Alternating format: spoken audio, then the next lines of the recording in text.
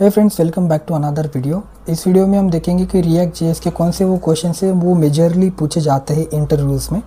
खास करके 0 से लेकर 2 साल के एक्सपीरियंस के स्टूडेंट को ये क्वेश्चंस मेजरली पूछे जाते हैं। पहला क्वेश्चन है what is virtual DOM and how does React use it. तो देखिए, वर्चुअल डॉम क्या है? ये एक लाइट वेटेड कॉपी है रियल डॉम की। और रियल डॉम क्या होता है? जो ब्राउज़र में एक्चुअल एग्जिस्ट करता है वो रियल डॉम होता है। अब वर्चुअल डॉम के रिलेटेड कुछ क्वेश्चंस है।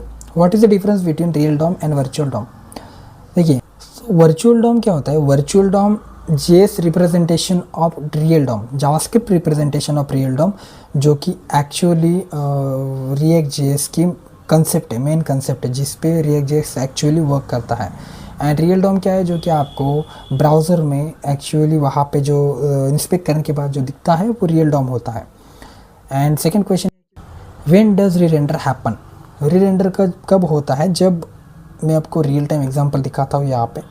जब मैंने कोई स्टेट बनाया, जैसे कि भी यहाँ पे test set test use state, ऐसा मैंने एम्प्टी रखा। जब भी मैं सेट टेस्ट में कुछ ऐड करूँगा यहाँ पे इनपुट लेके किसी भी नोड में, अगर मैं उसको चेंज करूँगा तो क्या होगा? रिएक्ट उसको डिटेक्ट करेगा। डिटेक्ट कैसे होता है? ये प्रोसेस कैसे होते हैं? जनरली आपको पता है कि स्टेट अगर चेंज होता है तो ये पूरा सेक्शन फिर से री रेंडर होता है। लेकिन ये री रेंडरिंग क्यों होती है ये हम अगले क्वेश्चन में देखेंगे। ओके, सो नेक्स्ट क्वेश्चन है हमारा, what is the difference between use state and use reference? सबसे पहला डिफरेंस ये है कि यूज स्टेट जो है ये कंट्रोल कंपोनेंट में आता है एंड यूज रेफरेंस जो है ये अनकंट्रोल कंपोनेंट में आता है। यूज स्टेट कंट्रोल कंपोनेंट में क्यों आता है? क्योंकि ये जो पूरा कंपोनेंट है आपका app.js, आपने इनपुट को ऑन चेंज में यहाँ पे कुछ ऐसा कॉलबैक आप लिखोगे एंड इस कॉलबैक के अंदर आप सेट टेस्ट में कुछ भी वैल्यूज़ अपडेट करोगे। ये क्या है? आपका कंट्रोल कंपोनेंट है, जो कि पर्टिकुलर कंपोनेंट में आपका पूरा री रेंडरिंग का प्रोसेस होता है because of this state.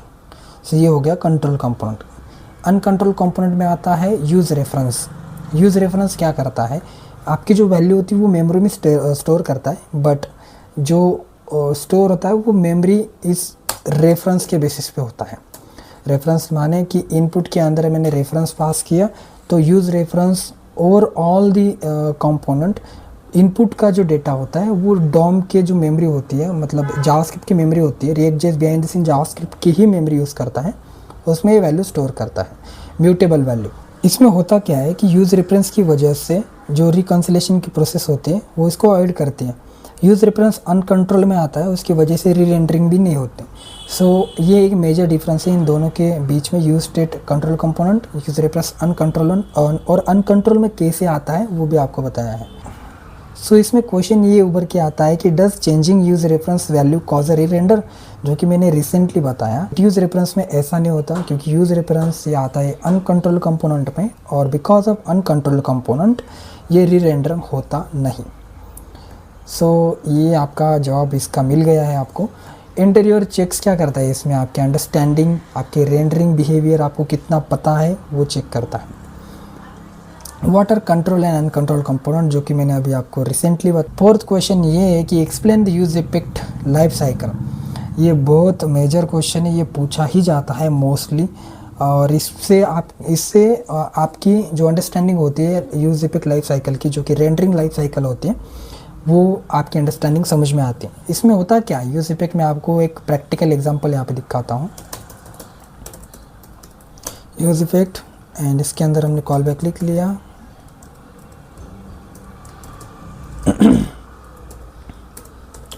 Okay, so use effect में बेसिकली 3 स्टेट में जो भी डेटा होता है, जो भी कॉल बैक होता है वो अपडेट होता है।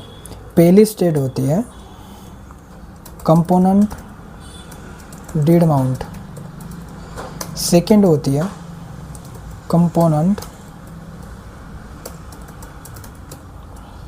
Did update, and third one है component will unmount. Use effect कब कब कॉल होता है? ये उसके स्टेजेस है। फर्स्ट ऑफ ऑल, जब पहली बार कोई कंपोनेंट रेंडर होता है तो यूज इफेक्ट ऑफकोर्स उसके अंदर का कॉल बैक होता है, वो रेंडर होता है, वो रन होता है, उसको बोलते हैं कंपोनेंट डिड माउंट। सेकेंड होता है component did update. Did update कब होता है? जब कोई हमने डिपेंडेंसी यहाँ पे पास की है, जैसे कि मैंने ये इनपुट पास किया है, या फिर कुछ वॉट एवर कोई डेटा अगर मुझे चेंज करना है, उसके बेसिस पे मुझे अगर समझो इसके अंदर का कोड रन करना है, सो मैं यहाँ पे उसकी डिपेंडेंसी पास करूँगा। जैसे कि मैंने इनपुट पास किया है, तो जब भी मैं इनपुट में कुछ टाइप करूँगा उतनी बार ये यूज इफेक्ट कॉल होगा। ओके, सो उसको बोलते हैं component did update. Okay, and component will unmount क्या होता है? इसके अंदर एक रिटर्न कॉलबैक होता है,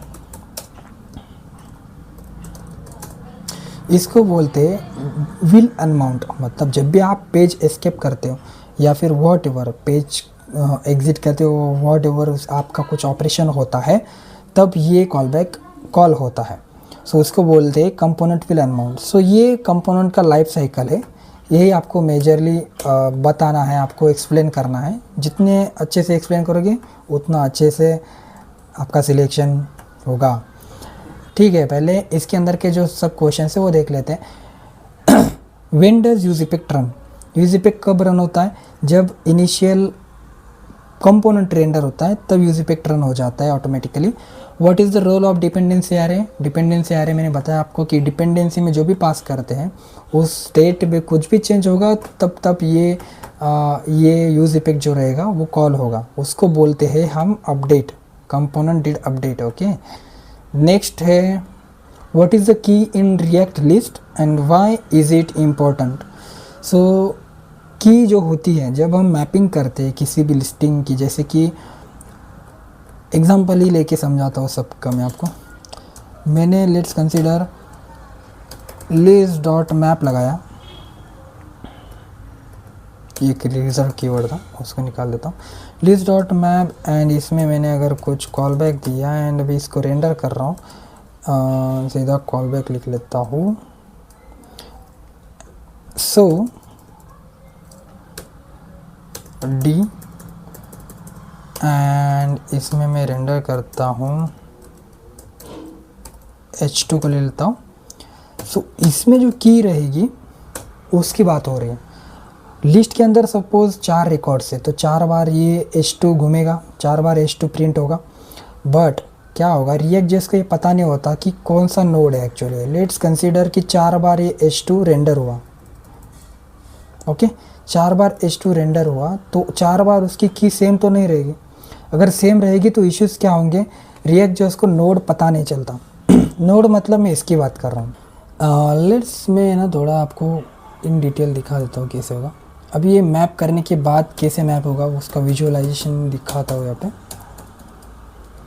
कुछ ऐसे दिखेगा। कंसीडर यहाँ पे 0 आया, यहाँ पे 1 आया, यहाँ पे 2 आया। होगा क्या कि लेट्स कंसीडर इसको मैंने डिलीट कर दिया, मैंने इस पे ऑपरेशन किया, डिलीट की फंक्शनलिटी लेट्स से मैंने ऐड की है। सो मैंने यूआई से अगर इसको डिलीट कर दिया तो क्या होगा, बाय डिफ़ॉल्ट ये 0 था, फिर इसका जो ये जो 1 नंबर वाला था डिलीट हो जाएगा, ये आ जाएगा उसके बेसिस पे सेकेंड नंबर पे आ जाएगा, तो इसका ऑटोमेटिक इंडेक्स क्या हो जाएगा, 1 हो जाएगा। अब जो प्रॉपर्टी आपने 1 के लिए लगाई थी वो सारी प्रॉपर्टीज़ किसके लिए लग जाएगी, लास्ट वाले के लिए। सो इसको अवॉइड करने के लिए हमें जो की देनी पड़ती है वो यूनिक की देनी पड़ती है। यूनिक की हम कैसे देंगे, जो भी नेम है हम वो पास कर सकते हैं, या फिर जो बेसिकली रिस्पांस में हमें यूनिक आ रहा है वो हमें पास करना है की के तौर पे। सो की आपको लिस्टिंग में की का इम्पोर्टेंस क्या है वो समझ में आ गया। इंटरव्यूअर को आप हिंदी में बताओ चल जाएगा, आपको बस कंसेप्ट बताने है उसको। थोड़ा थोड़ा इंग्लिश मारोगे तो भी चलेगा, कोई दिक्कत नहीं है। सो वहीं पे आपका प्रॉब्लम सॉल्व है। When should we not use index as a key, वो तो मैंने आपको क्लियरली मेंशन करके बताया कि इंडेक्स हमें क्यों यूज़ नहीं करना है और कब यूज़ करना है। कब यूज़ करना है, जब हम डील कर रहे हैं कि यूनिक इंडेक्स रहेगी, जो कि हम डिलीट का केस वहाँ पे नहीं है, तो हम उस केस में इंडेक्स का यूज़ कर सकते हैं। What is prop drilling? Prop drilling क्या होता है, जब भी हम किसी कंपोनेंट के अंदर कंपोनेंट यूज़ करते हैं as a child component, so parent component का जो भी हमने एपीआई कॉल किया होता है या फिर जो भी स्टेट का डेटा होता है वो हमें पास करना होता है उस पेरेंट कंपोनेंट के लिए, क्योंकि पेरेंट कंपोनेंट में हमारा लॉजिक होता है मोस्ट ऑफ टाइम हम उसमें कुछ यूज़ करते हैं उस पर्टिकुलर स्टेट का डेटा और वॉट एवर। तो उस केस में हम डेटा पास करते हैं। एंड जो चाइल्ड होता है, चाइल्ड के अंदर भी और चाइल्ड्स होते हैं, ग्रैंड चाइल्ड्स और वो वॉट एवर, सो उसको भी हम सेम डेटा पास करते हैं, तो वो एक हो जाता है प्रॉप ड्रिलिंग। सो उसको अवॉइड करने के लिए हम यूज़ करते हैं कॉन्टेक्स्ट एपीआई और रिडक्स टूलकिट, दोनों में से कोई भी एक। ये स्टेट मैनेजमेंट होते हैं बेसिकली, ये अवॉइड करते हैं पहले कंपोनेंट का डेटा जो है। लेट्स कंसीडर, मैं आपको यहाँ पे दिखाता हूँ, एक रॉ फॉर्मेट में रीड में मैं ही दिखा देता हूँ। कंसीडर करते हैं ये आपका एक कंपोनेंट है, टेस्ट कंपोनेंट। सो इसके अंदर हम यूज़ करेंगे एक और कंपोनेंट। इस कंपोनेंट के अंदर जो भी वेरिएबल होगा, स्टेट होगा, वो हम इसके अंदर पास करेंगे। ऐसा जैसे कि इनपुट नाम का है तो मैं इसमें पास करूँगा इनपुट। इसके भी अंदर एक और चाइल्ड है, लेट्स कंसीडर। सो ये test3 एंड इसके अंदर भी मैं इनपुट पास करूँगा। सो ये ऐसे बढ़ता जाएगा। तो ये हो गई प्रॉप ड्रिलिंग, जो कि बहुत अनऑप्टिमाइज तरीका है कोड करने का। सो इसको अवॉइड करने के लिए हम यूज़ करते हैं रिडक्स टूलकिट, जो कि मैं एक अलग वीडियो उसका बनाऊंगा जिसमें सारा रिडक्स टूलकिट का जो भी सिचुएशनल यूज़ होता है, जो भी उसका सेटअप होता है, वो सारा उसमें बताऊंगा। बट एज ऑफ नाउ आप बस ध्यान में रखिए कि प्रॉप ड्रिलिंग को अवॉइड करने के लिए हमें क्या करना पड़ता है, तो context API and Redux Toolkit use करना होता है, दोनों में से कोई भी एक, to avoid it. Okay, so seventh question है what is lifting state up. So children component में मैंने ये पास किया है वैल्यू। एक कंपोनेंट में क्या होगा कि बेसिकली मैं वैल्यू सेट करूँगा और दूसरे कंपोनेंट में वो वैल्यू यूज़। सीन क्या है, यहाँ पे मैं चिल्ड्रन डिस्प्ले जो है इसमें जो डिस्प्ले करूँगा जो वैल्यू, तो इसमें बेसिकली आपका जो पेरेंट चाइल्ड रिलेशन होता है, वो स्टेट मैनेजमेंट आपका कैसा है वो समझ में आ जाता है। सो यही है बेसिकली इसका concept. Next question, what is the difference between functional and class component. Class component basically उसमें कुछ हुक्स नहीं होते, और फंक्शनल कंपोनेंट जिसमें हुक्स का यूज़ होता है। हुक्स इंट्रोड्यूस हुए थे, जो भी स्टेट होता है उसका लाइफ साइकिल का यूज़ केसेस, मतलब जो भी कंपोनेंट के रिलेटेड जो भी मेथड्स है उसका यूज़ करने के लिए हुक्स का इंट्रोड्यूशन हुआ था। वही है। बाकी what is memorisation in React JS. Memorisation क्या है, जो पर्टिकुलर रीएंट्री की प्रोसेस है उसको अवॉइड करने के लिए ये मेमोराइजेशन की प्रोसेस है। जैसे कि रिएक्ट डॉट मेमो, ये क्या करता है, पर्टिकुलर कंपोनेंट अगर है, अगर स्ट्रिक्ट मोड में आप अगर हो तो क्या होता है कि कुछ प्रॉप रिलेटेड चीज़ें अगर चेंज होती है तो पर्टिकुलर चिल्ड्रन भी रीरेंडर होता है। उसको अगर हमें अवॉइड करना है तो हम रिएक्ट डॉट मेमो यूज़ करेंगे। एंड अगर हमें कोई ऐसी कैलकुलेशन है, हेवी उसको हमें अवॉइड करना है, क्योंकि क्या होता है कि जब भी कंपोनेंट रीरेंडर होता है, सो कंपोनेंट रीरेंडर के टाइम पे पर्टिकुलर जो भी फंक्शन होता है वो रीअसाइन होता है एवरी टाइम। वो फिर कैलकुलेशन होगा, हैवी कैलकुलेशन। एंड आपको तो पता है कि रीरेंडरिंग बार बार होती रहती है, जब भी हम कोई स्टेट चेंज करेंगे तो वो बार बार होगा प्रोसेस। सो उस प्रोसेस को दोहराते टाइम बार बार वो कैलकुलेशन भी होगा। सो उसको अवॉइड करने के लिए हम यूज़ करते हैं यूज़ मेमो। लेट्स कंसीडर, यहाँ पे कॉन्स्ट टेस्ट करके मैं लिख देता हूँ। इसके अंदर एक फंक्शन है एंड ये रिटर्न कर रहा है वैल्यू, जो कि बहुत हेवी कैलकुलेशन यहाँ पे होगा एंड देन वो वैल्यू आएगी। So every time parent re-render होगा एंड ये वैल्यू फिर असाइन होगी एंड फिर से ये कैलकुलेशन होगा। इसको अवॉइड करने के लिए करते क्या है कि इस कॉल बैक को डालते हैं यूज़ मेमो के अंदर, करेक्ट। एंड इसको देते हैं डिपेंडेंसी। इसका भी सेम होता है, जो भी डिपेंडेंसी रहेगी वो अपडेट होगी तो ये फिर से कैलकुलेशन होगा, ठीक है। तो यूज़ मेमो का ये मेन यूज़ केस है, जो कि जो वैल्यू रेफरेंस होता है उसको स्टोर करके रखता है। देन नेक्स्ट क्या है, use call back. Use call back क्या है, जैसा ये फंक्शन की वैल्यूज़ को स्टोर करके रखता है रेफरेंस को, वैसे यूज़ कॉल बैक पूरे फंक्शन को स्टोर करके रखता है।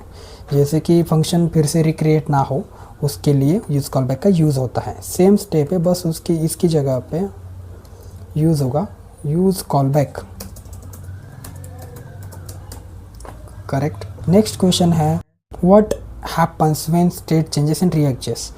क्या होता है स्टेट चेंज होने पर, मैंने पहले स्टार्टिंग में ही आपको बता दिया था, जब स्टेट चेंज होती है तब रिकन्सिलेशन प्रोसेस होती है। रिकन्सिलेशन प्रोसेस मतलब जब भी आपने कुछ चेंज किया तो आपका जो वर्चुअल डॉम होता है, वर्चुअल डॉम का एक नया डॉम बन जाता है वर्चुअल डॉम, एंड जो प्रीवियस वर्चुअल डॉम होता है उसके साथ कंपैरिजन होता है।